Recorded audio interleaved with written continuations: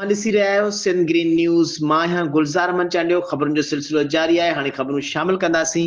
कलोई खां Sindh express reporter Naveed लखारी जी report मुताबिक़ Khoski police पुट ऐं पाड़ेसिरीअ ते कूड़ो केस दाख़िल करे ज़ुल्म करे छॾियो आहे। ॻोठ वली मोहम्मद लुंड जन हवासिन जो एहतजाज। ख़बर मूजिबि ॻोठ मिठी थरीअ जे ॻोठ वली मोहम्मद लुंड जन हवासिन मोहम्मद यूसुफ लुंड, मुबारक लुंड, अनवर लुंड, मीर मोहम्मद लुंड ऐं ॿियनि अवामी प्रेस क्लब कलोई पहुची सख़्तु एहतजाज कंदे चयो आहे त कुझु ॾींहं अॻु असगर लुंड, अनवर लुंड, सतराम भील डेपलो कोर्ट ताईं केस जी तारीख़ ॾिनी अची रहिया हुआ त कलोई पुलिस खेनि वंगो पुलिस पोस्ट ते रोके खेनि खोसकी पुलिस हवाले कयो, जिते खोसकी पुलिस असकर लुंड ऐं अनवर लुंड ते 13 ॾींहं जो कूड़ो केस दाख़िल करे खेनि जेलो माणे छॾियो, जॾहिं त पाड़ेसिरी सतराम भील अञा ताईं पुलिस गाइब करे छॾियो आहे। हुननि चयो त असां एसएसपी थरपारकर खां मुतालबो था करियूं त कलोई पुलिस खां पुछाणो करे त गिरफ़्तार जवाबदार खे खोसकी पुलिस हवाले करे कूड़ो केस दाख़िल करायो आहे, जॾहिं त हिननि एहतजाज कंदे चयो त गिरफ़्तार नौजवान वटां हिकु टच मोबाइल ऐं 20,000 रुपया रोक पिणु पुलिस खणी वई आहे। हुननि चयो त असां